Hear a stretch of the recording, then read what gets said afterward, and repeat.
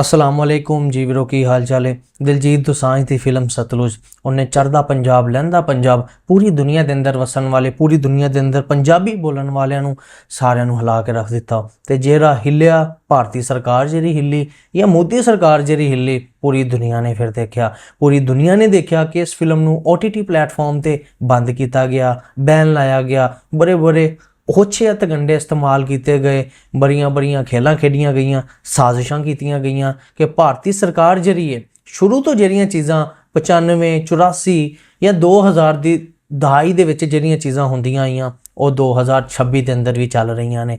ਅਸੀਂ ਕਹਿ ਰਹੇ ਹਾਂ ਕਿ ਦੁਨੀਆ ਬਹੁਤ ਐਡਵਾਂਸ ਹੋ ਗਈ ਹੈ, ਦੁਨੀਆ ਨੇ ਬਹੁਤ ਤਰੱਕੀ ਕਰ ਲਈ ਹੈ, ਚਾਈਨਾ ਨੇ ਬਹੁਤ ਤਰੱਕੀ ਕਰ ਲਈ ਹੈ, ਜਾਪਾਨ ਨੇ ਬੜੀ ਤਰੱਕੀ ਕਰ ਲਈ ਹੈ, ਲੇਕਿਨ ਭਾਰਤ ਦਾ ਗਨੋਨਾ ਚਿਹਰਾ ਇਹ ਹਲੇ ਵੀ 47, 45 ਤੇ ਉਸ ਤੋਂ ਬਾਅਦ 84 ਵਾਲਾ ਹੈ। ਪੰਜਾਬ ਦੇ ਅੰਦਰ ਪੰਜਾਬ ਦੇ ਨੌਜਵਾਨਾਂ ਦੇ ਨਾਲ ਕਿੰਨਾ ਕੁ ਧੱਕਾ ਕੀਤਾ ਗਿਆ, ਕੀ ਮੁਕੰਮਲ ਡਿਟੇਲ ਹੈ, ਪਾਕਿਸਤਾਨ ਦਾ ਰਿਐਕਸ਼ਨ ਕੀ ਹੈ, ਪਾਕਿਸਤਾਨ ਦੇ ਮੀਡੀਆ ਚੈਨਲਾਂ 'ਚ ਬੈਠੇ ਬੰਦਿਆਂ ਦਾ ਕੀ ਕਹਿਣਾ, ਕੀ ਮੁਕੰਮਲ ਡਿਟੇਲ ਹੈ, ਇਹ ਸਭ ਤੋਂ ਲਗਾਈ ਦੀ ਵੀਡੀਓ ਹੈ। ਸਭ ਤੋਂ ਪਹਿਲਾਂ ਆਪਾਂ ਵੀਡੀਓ ਦੇਖ ਲੈਂਦੇ ਹਾਂ, ਫਿਰ करने ਇਸ ਤੇ ਗੱਲਬਾਤ। असंज की फिल्म सतलुज को भारत में क्यों बैन किया गया? कश्मीर फाइल्स और केराला स्टोरी सिनेमा में लग सकती हैं, तो सतलुज क्यों नहीं? हालांकि वो फिल्में झूठ का पलंदा, प्रोपेगेंडा थी और ये एक सच है।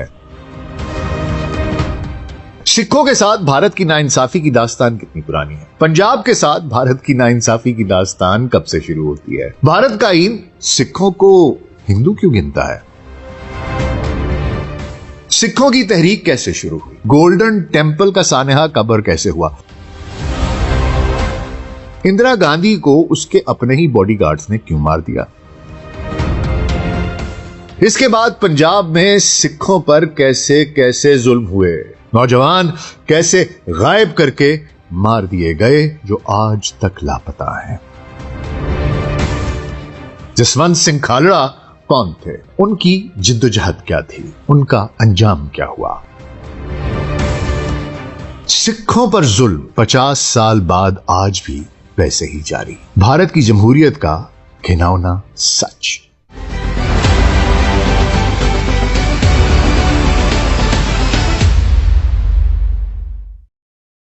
Global set podcast doctor Nasir bag के साथ आपकी खिदमत में हाजिर हैं जी। अस्सलाम वालेकुम। दुनिया की सबसे बड़ी जमहूरियत का दावा करने वाले भारत में सच को दफन करने की एक और कोशिश।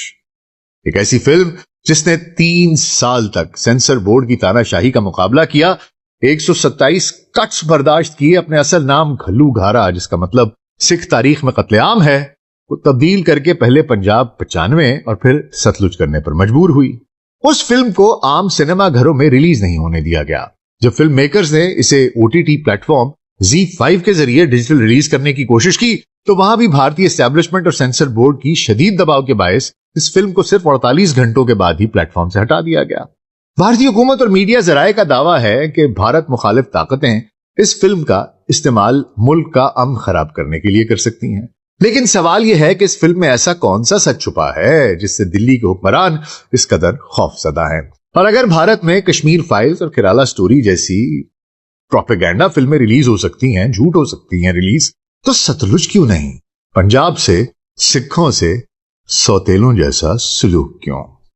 असल में यह फिल्म जदीद भारतीय तारीख के उस स्याह तरीन बाब पर रोशनी डालती है जिसे रियासती मशीनरी ने हमेशा के लिए मिटा देना चाहा। यह कहानी है एक अजीम बैंक मुलाजिम से इंसानी हुकूक के अजीम सिपाही बनने वाले जसवंत सिंह खालड़ा की, जिन्होंने पंजाब के हजारों सिख नौजवानों के मावराए अदालत कत्ल, एक्स्ट्रा जुडिशियल किलिंग्स का कच्चा चट्ठा दुनिया के सामने रख दिया। आज तारीख के उन औराक को पलटते हैं जहां से इस पूरे तनाजे का आगाज हुआ, और समझते हैं कि 1947 से 1980 तक और 1980 की दिहाई से शुरू होने वाला ये खून का खेल आज कनाडा और अमेरिका की धरती तक कैसे पहुंच गया। तो हुजूर अगले 10 से 15 मिनट के लिए ध्यान जरा इधर, और अगर हमारा कंटेंट पसंद आ रहा है तो वीडियो को लाइक और चैनल को सब्सक्राइब कर दीजिएगा। तो आइए आगाज करते हैं। हुजूर इस पूरे तनाजे की बुनियादें 1947 की तकसीम हिंद के उस तारीखी धोखे में छुपी हैं जिसका खुमियाजा सिख कौम आज तक भुगत रही है। जब बरतानवी राज बरे सगीर से रुखसत हो रहा था तो मुस्लिम लीग के कायदीन ने सिख रहनुमाओं को पाकिस्तान के फ्रेमवर्क के अंदर एक बा-इख्तियार हैसियत की पेशकश की, लेकिन मास्टर तारा सिंह और दीगर सिख अकाली रहनुमाओं ने जवाहरलाल नेहरू और महात्मा गांधी के उन खोखले वादों पर यकीन किया جو انہوں نے جولائی 1946 میں کلکتہ کے آل انڈیا کانگریس کمیٹی کے اجلاس میں کیے تھے۔ نہرو نے واضح الفاظ میں کہا تھا کہ ہندوستان کے شمال میں سکھوں کے لیے ایک ایسا خطہ اور آئینی ماحول تخلیق کیا جائے گا جہاں وہ آزادی اور خود مختاری کا احساس کر سکیں۔ لیکن 15 اگست 1947 کے فوراً بعد دلی کا رویہ بدل گیا۔ سکھوں کو الگ مذہبی یا سیاسی اکائی تسلیم کرنے سے صاف انکار کر دیا۔ یہاں تک کہ جب 26 نومبر 1949 کو بھارتی آئین منظور ہو رہا تھا تو سکھ نمائندوں ہربنس سنگھ اجیالا اور بھوپندر سنگھ مان نے اس پر دستخط کرنے سے انکار کر دیا، یہ کہہ کر کہ یہ آئین سکھوں کو غلام بنانے کی دستاویز ہے۔ پنجاب 5 دریاؤں کی تاریخی دھرتی تھی، تقسیم کے وقت پہلے ہی اپنا 62% رقبہ اور زرخیز زمین پاکستان کی طرف گنوا چکا تھا، لیکن بھارتی ریاست نے رہے سہے پنجاب کو بھی کمزور کرنے کی پالیسی اپنائی۔ جب پورے بھارت میں لسانی بنیادوں پر ریاستیں بن رہی تھیں تو پنجاب میں زبان کے نام پر سکھوں کو حق دینے سے انکار کیا گیا۔ ایک طویل جدوجہد جسے پنجابی صوبہ مورچہ کہا جاتا ہے کے بعد بالآخر 1 نومبر 1966 کو پنجاب ری آرگنائزیشن ایکٹ کے تحت پنجاب کو مزید 3 صوبوں میں کاٹ دیا گیا، جس سے ہریانہ اور ہماچل پردیش وجود میں آئے۔ ریاستی عداوت کا سب سے بڑا ثبوت یہ تھا کہ پنجاب کا اپنا دارالحکومت چندی گڑھ زبردستی ایک یونین ٹیریٹری بنا کر مرکزی حکومت کے براہ راست کنٹرول میں دے دیا گیا۔ اس سے بھی بڑا معاشی وار پنجاب کے پانیوں پر کیا گیا۔ آرٹیکل 246 کے تحت پانی ریاست کا معاملہ ہوتا ہے، لیکن مرکز نے سکھ کسانوں کو معاشی طور پر مفلوج کرنے کے لیے 1976 کے انڈس واٹر ایڈجسٹمنٹ اور ستلج بیاس لنک SYL کینال منصوبے کے ذریعے پنجاب کے دریاؤں کا 75% سے زائد پانی زبردستی غیر زرعی اور غیر سکھ ریاستوں ہریانہ اور راجستھان کی طرف موڑ دیا، جس کا مقدمہ آج بھی عدالتوں میں لٹک رہا ہے۔ مذہبی محاذ پر سکھوں کے وجود کو مٹانے کے لیے بھارتی آئین کے آرٹیکل 25 کلوز 2B کے تحت سکھ مت کو ایک آزاد مذہب تسلیم کرنے کی بجائے قانونی طور پر انہیں ہندو دھرم کی ایک ذیلی شاخ قرار دے دیا گیا، جس کے خلاف سکھ برادری میں شدید فکری اضطراب پیدا ہوا۔ انہی مسلسل ناانصافیوں کے خلاف سکھ قیادت نے 16-17 اکتوبر 1973 کو آنندپور صاحب قرارداد آنندپور صاحب ریزولوشن منظور کی۔ یہ کوئی علیحدگی پسند دستاویز نہیں تھی، بلکہ یہ وفاق ہند کے اندر رہتے ہوئے پنجاب کے لیے حقیقی معاشی و سیاسی خود مختاری کا ایک قانونی مطالبہ تھا۔ اس میں چندی گڑھ کی پنجاب کو واپسی، پانیوں کے منصفانہ فیصلے اور مرکز کا کنٹرول صرف دفاع، خارجہ امور، کرنسی اور مواصلات تک محدود کرنے کا مطالبہ کیا گیا تھا۔ لیکن جب اکالی دل نے اس قرارداد کے حق میں 4 اپریل 1982 کو دھرم یدھ مورچہ نامی پرامن تحریک شروع کی تو مرکز میں بیٹھی وزیر اعظم اندرا گاندھی کی حکومت نے پروپیگنڈا مشینری کا استعمال کرتے ہوئے اس پرامن سیاسی احتجاج کو ملک دشمنی، غداری اور علیحدگی پسندی کا رنگ دے دیا۔ اسی سیاسی حب سے بیجا اور دلی کے تکبر کے ماحول میں ایک ایسی شخصیت ابھری جس نے سکھ قوم کو ایک نئی سمت دی، سنت جرنیل سنگھ بھنڈرانوالا۔ وہ دمدمی ٹکسال کے 14ویں سربراہ اور ایک خالص مذہبی مبلغ تھے، جنہوں نے پنجاب کے کونے کونے کا دورہ کر کے نوجوانوں کو نشے اور مغربی تہذیب کے اثرات سے نکال کر سکھ مت کے اصل اصولوں اور امرت پان کی طرف مائل کیا۔ جب انہوں نے دیکھا کہ پرامن آئینی راستے سکھوں کے لیے بند کیے جا چکے ہیں اور پولیس سکھ نوجوانوں کو نشانہ بنا رہی ہے، تب انہوں نے دلی کے سامراجی رویے کے خلاف سخت موقف اختیار کیا۔ 1982 کے آخر تک بھنڈرانوالا نے دلی کے ظلم کے خلاف مسلح دفاع کا اعلان کیا، جس کے بعد یہ تحریک حقوق کی جنگ سے بدلتی ہوئی ایک آزاد سکھ وطن خالستان کے قیام کی مسلح جدوجہد میں تبدیل ہو گئی۔ اس کے بعد آتا ہے حضور ایک تاریخ باب آپریشن بلو سٹار۔ 1 جون سے 10 جون 1984 یہ وہ 10 دن ہیں جنہوں نے جدید ہندوستان کے ماتھے پر جمہوریت کے نام پر ایک ایسا خونی کلنک لگا دیا جسے تاریخ کبھی دھو ہی نہیں سکتی۔ اندرا گاندھی نے سکھوں کے عزم کو ہمیشہ ہمیشہ کے لیے کچل ڈالنے کی کوشش کی اور اس لیے آپریشن بلو سٹار کا حکم دیا، جس کی کمان لیفٹیننٹ جنرل KS برار کو سونپی گئی۔ سکھ تحریک کو بدنام کرنے اور اس قتل عام پر پردہ ڈالنے کے لیے آپریشن شروع ہونے سے پہلے 2 جون 1984 کو پورے پنجاب میں مکمل میڈیا بلیک آؤٹ کر دیا گیا۔ تمام غیر ملکی صحافیوں کو ریاست سے نکال دیا گیا، ریل اور بس سروس معطل کر دی گئی اور فون لائنیں کاٹ دی گئیں۔ حکومت کا سرکاری بیانیہ یہ تھا وہ صرف گولڈن ٹیمپل ہرمندر صاحب کمپلیکس کے اندر موجود عسکریت پسندوں کو نکالنے جا رہے ہیں۔ لیکن اس آپریشن کا وقت جان بوجھ کر 3 جون چنا گیا، جو سکھوں کے 5ویں گرو ارجن دیو سنگھ کا ان کا شہیدی پرب ہے، یوم شہادت ہے۔ اس مذہبی تہوار کے موقع پر پورے پنجاب سے ہزاروں معصوم زائرین، جن میں خواتین، بوڑھے اور معصوم بچے شامل تھے، دربار صاحب کے اندر جمع تھے۔ 5 جون کی رات کو بھارتی فوج نے پوتر احاطے میں ٹینک اور بختر بند گاڑیاں داخل کر دی۔ جب فوج کو بھنڈراوالا کے ساتھیوں اور جنرل شبیگ سنگھ کی جنگی حکمت عملی کی وجہ سے شدید مزاحمت کا سامنا کرنا پڑا اور ان کے درجنوں کمانڈوز مارے گئے، تو جھنجھلاہٹ میں آ کر 6 جون کی صبح یہ وجنتا ٹینکس وہ اس احاطے میں داخل کیے گئے، اور اس سے سکھوں کے سب سے مقدس سیاسی مرکز اکال تخت پر گولہ باری شروع کر دی گئی، جس سے وہ تاریخی عمارت ملبے کا ڈھیر بن گئی۔ اس خونی کارروائی میں سکھوں کی تاریخ کا سب سے بڑا علمی نقصان بھی کیا گیا۔ سکھ ریفرنس لائبریری کو، جس میں گرو صاحبان کے اپنے ہاتھوں سے لکھے ہوئے قدیم نسخے موجود تھے، جان بوجھ کر آگ لگا دی گئی۔ 6 جون 1984 کو سنت جرنیل سنگھ بھنڈراوالا شہید ہو گئے۔ سرکاری ریکارڈ وائٹ پیپر کے مطابق اس آپریشن میں صرف 492 لوگ مارے گئے، لیکن بین الاقوامی انسانی حقوق کی تنظیموں اور عینی شاہدین کے مطابق اس ہولناک آپریشن میں 5000 سے زائد بے گناہ سکھ زائرین کو لائنوں میں کھڑا کر کے ان کے ہاتھ پگڑیوں سے باندھ کر انہیں گولیاں ماری گئیں، یہاں تک کہ پیاس سے تڑپتے بچوں کو پانی تک نہ دیا گیا۔ اس ہولناک قتل عام اور اپنے مقدس ترین مقام کی بے حرمتی نے دنیا بھر کے سکھوں کے دلوں میں وہ زخم لگایا جس کا بدلہ لینا سکھ روایت کا حصہ تھا۔ ٹھیک 5 ماہ بعد 31 اکتوبر 1984 کو صبح 9:20 پر نئی دلی میں وزیر اعظم کی سرکاری رہائش گاہ کے باغ میں اندرا گاندھی کے اپنے 2 وفادار سکھ باڈی گارڈز ستونت سنگھ اور بینت سنگھ، انہوں نے سروس ویپن سے 33 گولیاں مار کر اندرا گاندھی کو ہلاک کر دیا۔ اندرا گاندھی کے قتل کے بعد بھارتی ریاست کا وہ بھیانک چہرہ سامنے آیا جس نے ہٹلر کے دور کی یاد تازہ کر دی۔ 1 نومبر سے 4 نومبر 1984 کے درمیان دلی کی سڑکوں پر سکھوں کی باقاعدہ نسل کشی، سکھ پروگرام شروع ہوئی۔ کانگریس کے مرکزی رہنماؤں جیسے HKL بھگت، جگدیش ٹائٹلر اور سجن کمار نے ووٹر لسٹوں کا استعمال کرتے ہوئے سکھوں کے گھروں اور دکانوں کی نشاندہی کی۔ ہندو انتہا پسندوں کے ہجوم کو سرکاری بسوں میں لایا گیا، انہیں لوہے کی راڈیں اور کیمیکلز فراہم کیے گئے۔ سکھ مردوں کو ان کی ماؤں اور بہنوں کے سامنے گھسیٹ کر نکالا گیا، ان کے گلوں میں مٹی کا تیل اور جلتے ہوئے ٹائر ڈال کر انہیں زندہ جلا دیا گیا۔ سرکاری ناناوتی کمیشن جو ہے اس کی رپورٹ کے مطابق صرف دلی میں 2733 سکھ مارے گئے، جبکہ آزاد دستاویزات جو ہیں، دستاویزی ریکارڈز ہیں، ان کے مطابق پورے بھارت میں 10,000 سے زائد سکھوں کو وحشیانہ طور پر قتل کیا گیا۔ اس دوران دلی پولیس اور سیکیورٹی ادارے یا تو خاموش تماشائی بنے رہے یا پھر قاتلوں کی مدد کرتے رہے، سرپرستی کرتے رہے، اور انہی کی ایما پر یہ سب کچھ ہو رہا تھا۔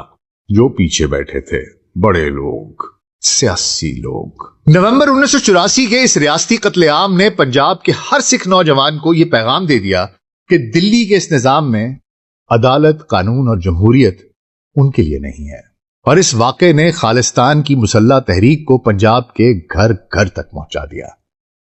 ٹاڈا، ایک ایسا ایکٹ جو نوجوانوں کو، پنجابیوں کو مار گیا۔ دراصل حضور 1980 کی دہائی کے آخری سالوں اور 1990 کی دہائی کے مڈ تک پنجاب کو مکمل طور پر ایک پولیس اسٹیٹ میں تبدیل کر دیا گیا تھا۔ دلی کی مرکزی حکومت نے پنجاب میں عسکریت پسندی کو کچلنے کے لیے سو کالڈ عسکریت پسندی کو کچلنے کے نام پر TADA, terrorism and disruptive activities prevention act, اس جیسے کٹھور اور کالے قوانین نافذ کیے۔ اس قانون نے پنجاب پولیس اور نیم فوجی دستوں کو وہ لامحدود اختیارات دے دیے جو کسی بھی مہذب معاشرے میں سوچے بھی نہیں جا سکتے۔ پولیس کو یہ اجازت مل گئی کہ وہ محض شک کی بنیاد پر کسی کو بھی اٹھا سکتی ہے اور بغیر کسی عدالتی ٹرائل یا چارج شیٹ کے اسے مہینوں غائب رکھ سکتی ہے۔ اس دور میں پنجاب پولیس کے سربراہ جو تھے وہ KPS گل تھے، جنہیں دلی کی طرف سے کھلی چھوٹ ملی ہوئی تھی۔ کہا جاتا ہے کہ ایک کرپٹ بندہ تھا اور اس کو بھیجا ہی اس لیے گیا تھا کہ وہ جا کر یہاں پر 2 نمبر کام کرے، ایک نسل کشی کرے۔ پنجاب کے دیہاتوں میں روزانہ رات کو سرچ آپریشنز کے نام پر چھاپے مارے جاتے. ہر وہ نوجوان جس نے روایتی پگڑی پہنی ہوتی یا داڑھی رکھی ہوتی وہ پولیس کا ترنوالا بن جاتا. انہیں گھروں سے، کھیتوں سے یا کالجوں سے زبردستی اٹھا کر خفیہ ٹارچر سیلز میں منتقل کر دیا جاتا. ان ٹارچر سیلز میں ان نوجوانوں پر وہ بدترین تشدد کیا جاتا جسے سن کر انسانیت شرما جائے.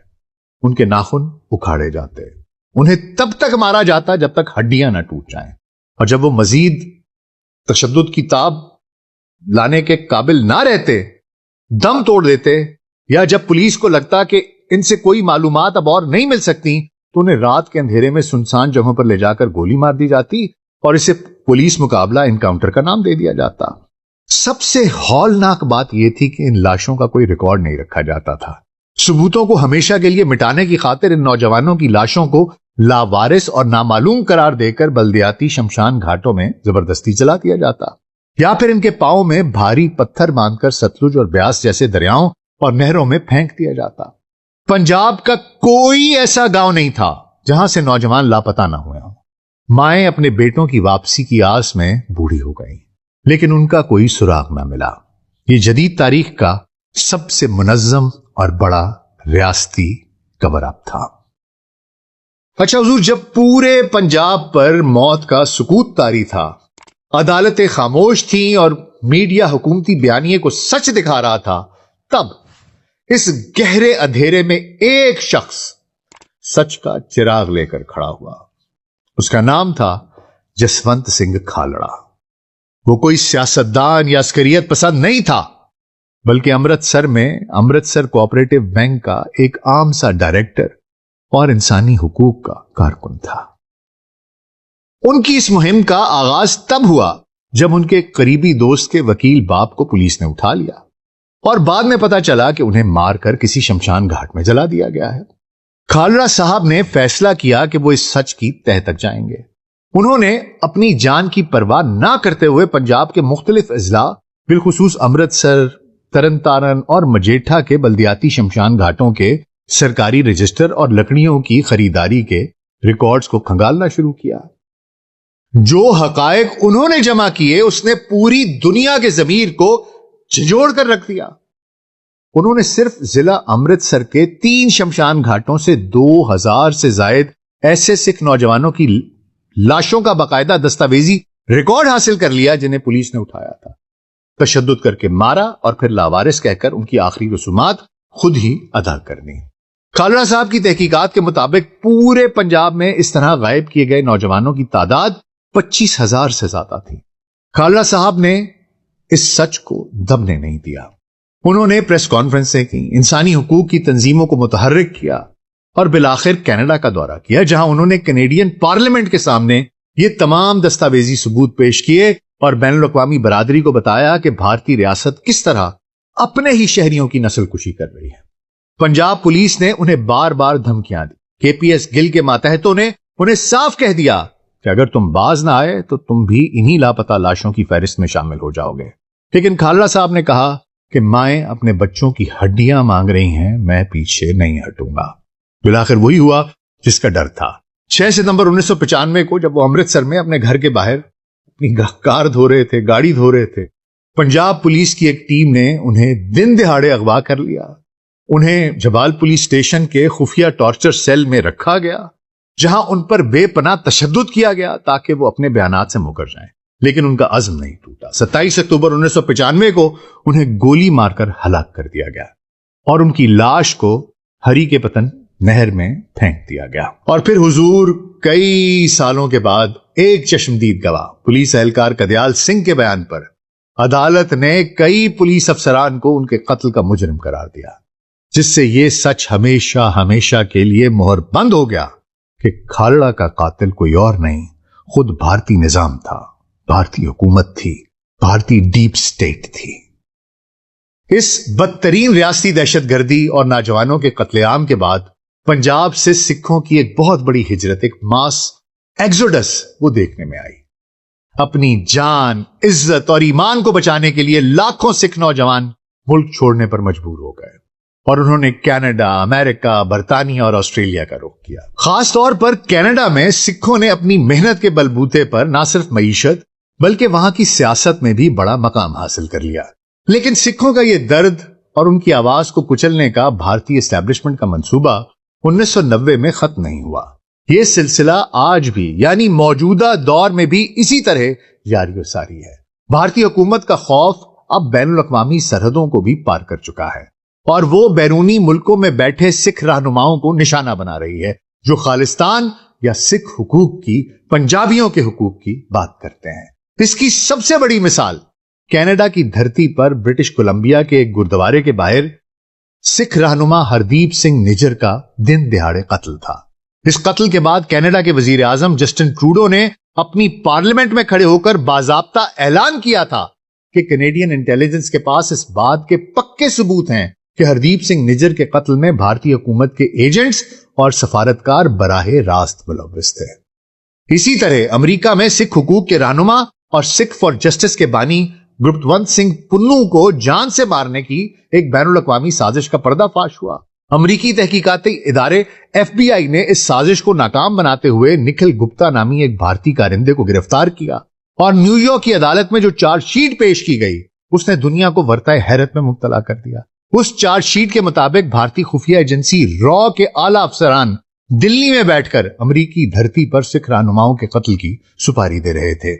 اور اگر ہم واپس پنجاب کی طرف دیکھیں تو سکھ حقوق، پنجاب کی مٹی اور یہاں کی پانیوں پر کھل کر گانے والے اور نوجوانوں کے دلوں پر راج کرنے والے لیجنڈری گلوکار سدھو موسے والا کا مئی 2022 میں دن دہاڑے بے رحمی سے قتل کر دیا گیا. سدھو موسے والے کی مقبولیت اور ان کے گانوں میں پنجاب کی تاریخ اور حقوق کا جو تذکرہ ہوتا تھا اس نے دلی کے حکمرانوں کی نیندیں اڑا دی تھی.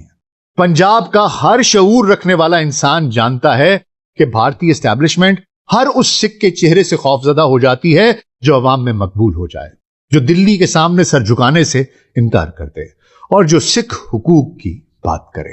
حضور، یہی وہ تاریخی سچائی، یہی وہ خوف اور یہی وہ داغ ہے جنہیں چھپانے کے لیے آج فلم ستلج پر پابندی لگا کر اسے OTT سے بھی ہٹا دیا گیا ہے.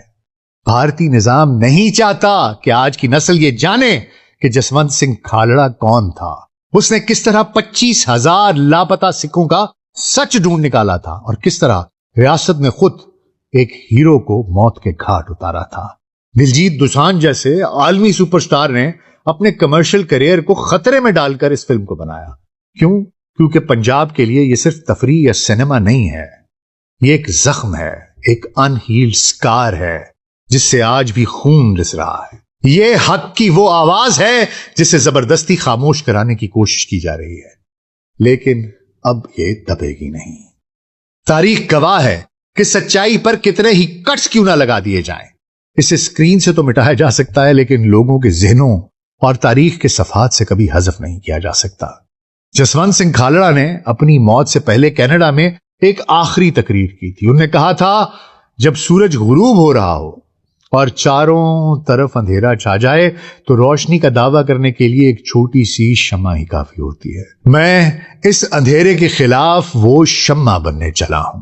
اگر یہ بجھ بھی گئی تو مجھے یقین ہے کہ میری قربانیوں سے ہزاروں اور شمعیں روشن ہوں گی.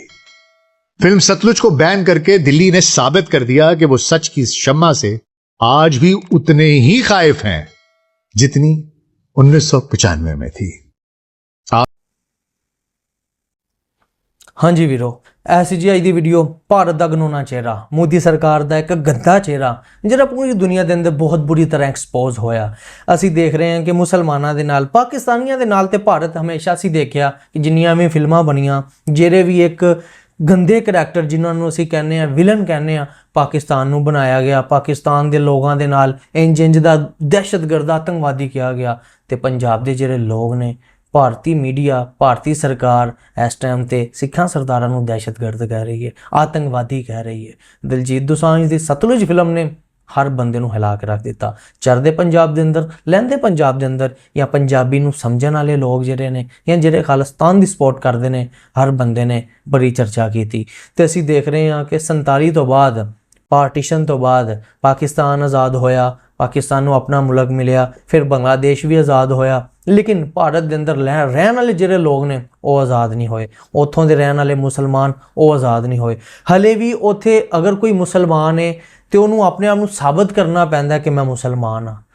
ਤੇ ਉੱਥੇ ਅਸੀਂ ਦੇਖ ਰਹੇ ਹਾਂ ਕਿ ਜਿੰਨੇ ਵੀ ਸਿੱਖ ਨੇ ਜਾਂ ਜਿਹੜੇ ਵੀ ਹੋਰ ਧਰਮਾਂ ਤੋਂ ਤਾਲੁਕ ਰੱਖ, ਜਿਹੜਾ ਵੀ ਕਿਸੇ ਦਾ ਕੋਈ ਵੀ ਧਰਮ ਹੈ, ਹਰ ਧਰਮ ਦੀ ਇੱਜ਼ਤ ਕਰਨੀ ਚਾਹੀਦੀ ਹੈ। ਤੁਸੀਂ ਜ਼ੋਰ ਜਾਂ ਤਾਕਤ ਦੇ ਸਿਰ ਤੇ ਕਿਸੇ ਦਾ ਵੀ ਧਰਮ ਚੇਂਜ ਨਹੀਂ ਕਰ ਸਕਦੇ। ਤੇ ਤੁਸੀਂ ਅੰਦਾਜ਼ਾ ਲਾਓ ਕਿ ਉੱਥੋਂ ਦੇ ਰਹਿਣ ਵਾਲੇ ਜਿਹੜੇ ਲੋਕ ਨੇ ਉਹਨਾਂ ਦੇ ਨਾਲ ਕਿੰਨਾ ਕੁ ਧੱਕਾ ਕੀਤਾ ਜਾਂਦਾ ਹੈ। ਤੇ ਭਾਰਤੀ ਸਰਕਾਰ ਦਾ ਗੰਦਾ ਚਿਹਰਾ ਬਹੁਤ ਬੁਰੀ ਤਰ੍ਹਾਂ ਪੂਰੀ ਦੁਨੀਆ ਦੇ ਅੰਦਰ ਐਕਸਪੋਜ਼ ਹੋਇਆ। ਦੁਨੀਆ ਬਹੁਤ ਦੂਰ ਨਿਕਲ ਗਈ ਹੈ, ਬੜੀ ਤਰੱਕੀ ਕਰ ਲਈ ਹੈ, ਲੇਕਿਨ ਭਾਰਤ ਸਰਕਾਰ, ਭਾਰਤੀ ਮੀਡੀਆ, ਉੱਥੋਂ ਦੇ ਬਹਿਣ ਵਾਲੇ ਲੋਕ ਨੇ ਜਿਹੜੇ ਲਾਸਟ ਟਾਈਮ ਜਦੋਂ ਪਾਕਿਸਤਾਨ ਦੇ ਨਾਲ ਵਾਰ ਹੋਈ, ਸਟ੍ਰਾਈਕ ਹੋਈ, ਤੇ ਸਾਨੂੰ ਇਹੀ ਲੱਗ ਰਿਹਾ ਸੀ ਕਿ ਭਾਰਤ ਨੇ ਕਬਜ਼ਾ ਕਰ ਲਿਆ। ਜਦੋਂ ਉਹਨਾਂ ਦਾ ਅਸੀਂ ਮੀਡੀਆ ਚੈਨਲ ਦੇਖਦੇ ਸੀ ਤੇ ਇੰਝ ਹੀ ਲੱਗ ਰਿਹਾ ਸੀ ਕਿ ਜੀ ਉਹਨਾਂ ਨੇ ਆਣ ਕੇ ਪੰਜਾਬ ਦੇ ਅੰਦਰ ਜਾਂ ਲਾਹੌਰ ਦੇ ਅੰਦਰ ਆਣ ਕੇ ਇਸਲਾਮਾਬਾਦ ਦੇ ਅੰਦਰ ਨਾਸ਼ਤਾ ਵੀ ਕਰ ਲਿਆ।